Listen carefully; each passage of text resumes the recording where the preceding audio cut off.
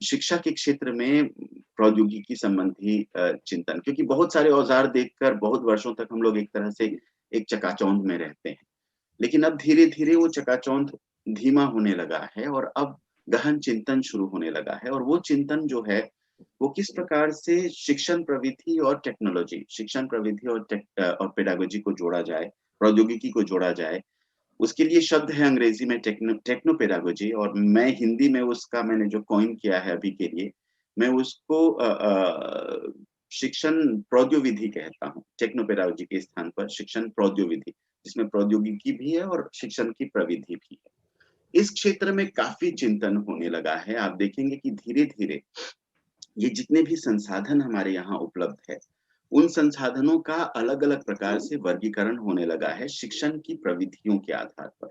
जैसे एक बहुत ही प्रसिद्ध शिक्षण प्रविधि का एक बहुत ही महत्वपूर्ण अंश है ब्लूम्स का टैक्सोनॉमी, कि किस लेवल पर, किस स्तर पर पढ़ाया जाता है। बच्चा पहले याद करता है, फिर समझता है, फिर समझाने की क्षमता, फिर अभिव्यक्ति की क्षमता, फिर उसमें विश्लेषण कर पाता है और फिर स्वयं रचना कर पाता है।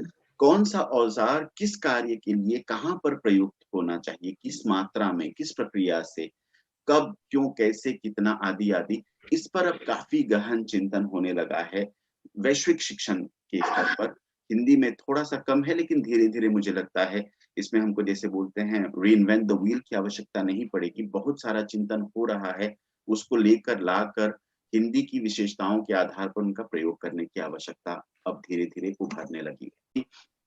बहुत सारी सुविधाएँ होती है एक लर्निंग मैनेजमेंट सिस्टम के रूप में, ओके? आपको संपर्क करने में, छात्रों की देख-रेख करने में, बहुत सारी ईमेल से लेकर सारी तमाम सुविधाएँ इसमें हो जाती है। बहुत रह कर बहुत सारी और सुविधाएँ गूगल जोड़ता जा रहा है। पहले गूगल क्लासरूम में हम लोग अटेंडेंस नहीं ले पाते थे। अब एक ऐसा अटेंडेंस है कि बच्चा कब घुसा कक्षा में, कब वो बोला, कब से वो चुप है, मतलब मुझे ये भी पता चल जाता है कि इसने लिंक खोला, कक्षा में आया, उसके बाद ये सो गया। ये तक मुझे बता देता है एक एक्सटेंशन। इस प्रकार की तमाम सुविधाएँ होने लगी है।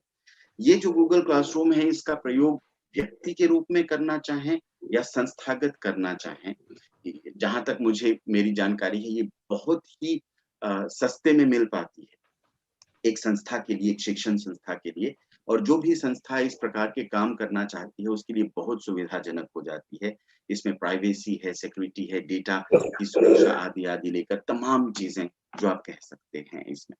इस विषय पर बहुत सारी संभावना है चर्चा की। मेरे अनुसार अगर आप लोग चाहें तो इस पर हम लोग योजनाबद्ध तरीके से कार्यशालाएँ, हैंड्स ऑन आदि कर सकते हैं। मेरे लिए इस क्षेत्र में तकनीकी की जब भी मैं बात करता हूँ, बालेंद्र जी मेरे प्रेरक मित्र, गुरु भी रहे हैं। वो भी इस क्षेत्र में बहुत कुछ जानते हैं। बहुत सारे लोग हैं जो अलग-अलग क्षेत्रों में चीज़ें साझा कर सकते हैं। मैं समाप्ति की ओर बढ़ते हुए अपनी बात कहना चाहूँगा संध्या जी, 2 मिनट में कि आज का शिक्षण शिक्षक केंद्रित से शिक्षार्थी केंद्रित होने लगा है।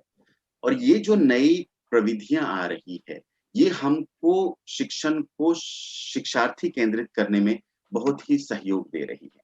हिंदी के क्षेत्र की बात करें, हम लोग जो तृतीयक स्तर पर, यूनिवर्सिटी स्तर पर पढ़ाते हैं, हमारे लिए कक्षागत शिक्षण से लेकर इस प्रकार के शिक्षण में आना बहुत कठिन था। आपने हिंदी भाषा विज्ञान पढ़ाया, भाषा विज्ञान के तमाम नोट्स आपको ऑनलाइन मिलते हैं। जब आप एक परीक्षा करते हैं तो दूसरी बात होती है। लेकिन जैसे ही आप ऑनलाइन परीक्षा करते हैं, तो छात्र के पास वो तमाम जानकारियाँ उपलब्ध हो जाती हैं।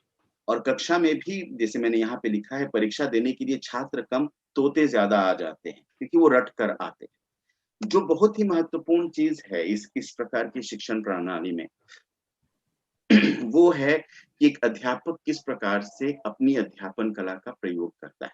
इसको मैं कारीगर के हाथ बोलना पसंद करता हूँ, क्योंकि संसाधनों की अपनी एक सीमा है, लेकिन अध्यापक की कला की सीमा वहाँ से शुरू होती है जहाँ से संसाधनों की सीमा समाप्त होती है।